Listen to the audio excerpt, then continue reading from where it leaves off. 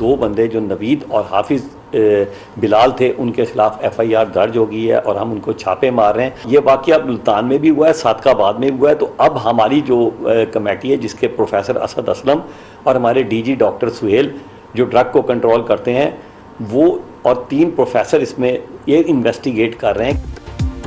آنکھوں کے جعلی انجیکشن بیچنے والوں کے خلاف حکومت کا ایکشن, غیر معیاری دوا بیچنے والوں کے خلاف کارروائی کا اعلان.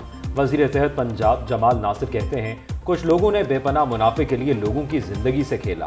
1 لاکھ روپے کا انجیکشن بیچا گیا, ذمہ داروں کے خلاف کارروائی ہوگی. آنکھوں کی دوائی مارکیٹ میں بیچنے کی اجازت نہیں. دوائیوں کے سپلائرز کے خلاف مقدمات درج کر لیے. نگراں وفاقی وزیر صحت بولے بینائی متاثر کرنے والے انجیکشن مارکیٹ سے اٹھا لیے گئے. مریضوں سے بھرپور تعاون اور نقصان کا ازالہ کریں گے.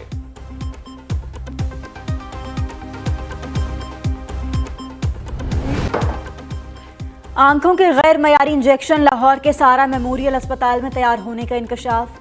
محکمہ صحت نے مقدمہ درج کرا دیا. 2 ملزمان نوید عبداللہ اور بلال رشید نامزد. نجی اسپتال کا 3 فلور کا کینسر کیئر سینٹر سیل. محکمہ صحت کا ملزمان کی گرفتاری کے لیے چھاپا. انجیکشن کی تیاری میں ملوث شخص فرار. ملزم نوید انجیکشن مختلف آئی کلینکس کو سپلائی کرتا تھا. انجیکشن کی وجہ سے مریضوں کی بڑی تعداد بینائی سے محروم ہو گئی. پیسے کے پجاریوں نے 40 افراد کی بینائی چھین لی. میڈیسن کمپنی کی مجرمانہ غفلت. ناقص انجیکشن لگوانے والے متاثر. انجیکشن لاہور, قصور اور ملتان کے نجی اسپتالوں میں ذیابیطس کے مریضوں کو لگائے گئے. پیپلز پارٹی کے رہنما چودھری منظور کے بھائی سمیت درجنوں مریض متاثر. D G drug control authority نے تحقیقات شروع کر دی.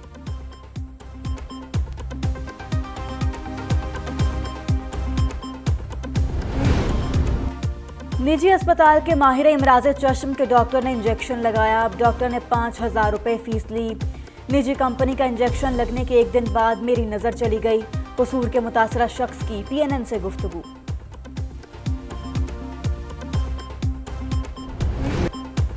غیر معیاری انجیکشن لگنے سے بھائی کی بینائی چلی گئی. یہ کس کی غفلت ہے؟ پیپلز پارٹی کے رہنما چودھری منظور کا غیر معیاری انجیکشن پر سخت رد عمل. بولے یہ انجیکشن دنیا بھر میں بین ہو چکا. امریکہ میں اس کے استعمال پر 2011 میں پابندی لگی. بھارت میں یہ انجیکشن 2016 میں بین ہو گیا تھا. تحقیقات کی جائیں انجیکشن کو پاکستان درآمد کرنے کی اجازت کس نے دی؟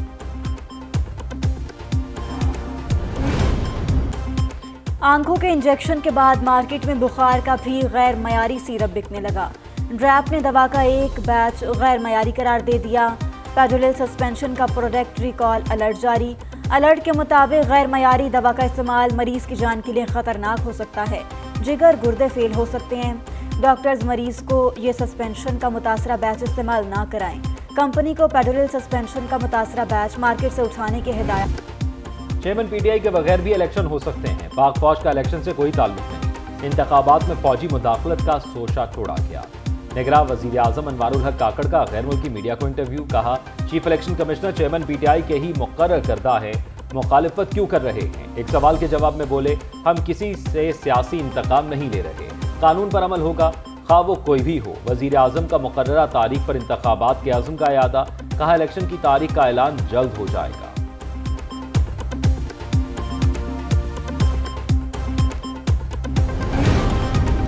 ملک بھر میں اسمگلرز اور ذخیرہ اندوزوں کی شامت. چینی اور کھاد افغانستان اسمگل کرنے کی کوشش ناکام. پولیس کا حساس اداروں کی اطلاع پر شکارپور میں قومی شاہراہ پر چھاپا. چینی اور کھاد کی بڑی کھیپ قبضے میں لے لی. 26 ٹرکوں سے چینی کھاد افغانستان منتقل کرنے کی کوشش کی جا رہی تھی. ادھر لاڑکانہ میں حساس ادارے کے نجی گودام سے گھی کے 7000 کارٹن اور چینی کی 600 بوریاں پکڑ لیں. کسٹمز حکام کا کراچی کے علاقے سیف گوٹ میں بڑا آپریشن. بس ٹرمینل سے 9 کروڑ روپے مالیت کا سامان اسمگل شدہ سامان پکڑ لیا. مقدمہ درج. کرنسی اسمگلرز اور حوالہ ہنڈی میں ملوث افراد کے خلاف گھیرا تنگ. FIA کا سندھ میں کریک ڈاؤن. 11 ملزمان گرفتار. 6400 امریکی ڈالر اور 1 کروڑ 67 لاکھ سے زائد مالیت کی دیگر ملکی اور غیر ملکی کرنسی برآمد. مقدمات درج. کارروائیاں گزشتہ ہفتے کے دوران کراچی اور حیدرآباد میں کی گئیں. شیخوپورہ میں المناک حادثہ. کلا ستار شاہ کے قریب 2 ٹرینوں کی آپس میں ٹکر. حادثے میں 20 افراد زخمی. زخمیوں میں خواتین اور بچے بھی شامل. 5 کی حالت نازک. اسپتال منتقل. میاں والی سے لاہور جانے والی ٹرین پٹری پر کھڑی مال گاڑی سے ٹکرا گئی۔ پولیس کے مطابق حادثہ لائن تبدیل نہ ہونے کے باعث پیش آیا۔ ریسکیو ٹیمیں موقع پر پہنچ گئیں، امدادی کارروائیاں جاری۔ حکام نے 4 ریلوے ملازمین کو معطل کر دیا، تحقیقات شروع۔ پاکستان کا اسرائیل سے تعلقات کے معاملے پر دو ٹوک جواب۔ وزیر خارجہ جلیل عباس جیلانی کہتے ہیں پاکستان اپنا فیصلہ ملکی مفادات میں کرے گا، فلسطینی عوام کے مفادات مد نظر رکھ کر فیصلہ کریں گے۔ اسرائیلی وزیر خارجہ کی حالیہ کچھ عرصے میں پاکستانی سفارت اہلکار سے ملاقات نہیں ہوئی۔ ماضی میں پرویز مشرف اور خورشید قصوری اسرائیلی وزیر خارجہ سے ملے تھے۔ نگراں حکومت ملک کو معاشی بحران سے نکالنے کے لیے پرعزم۔ گورنر سندھ کامران ٹیسوری سے وفاقی وزیر خزانہ ڈاکٹر شمشاد اختر کی ملاقات۔ ملک کو درپیش معاشی چیلنجز، معاشی صورتحال میں بہتری کی حکمت عملی پر غور۔ ملاقات میں برآمدات اور سرمایہ کاری بڑھانے کے اقدامات پر بھی تبادلہ خیال کیا گیا۔ وزیر خزانہ نے کہا سرمایہ کاری میں اضافے کے لیے سرمایہ کاروں کو مراعات دی جا رہی ہیں۔ گورنر سندھ بولے ڈالر کے ایکسچینج ریٹ کے نیچے آنے سے مختلف شعبوں میں بہتری آئے گی۔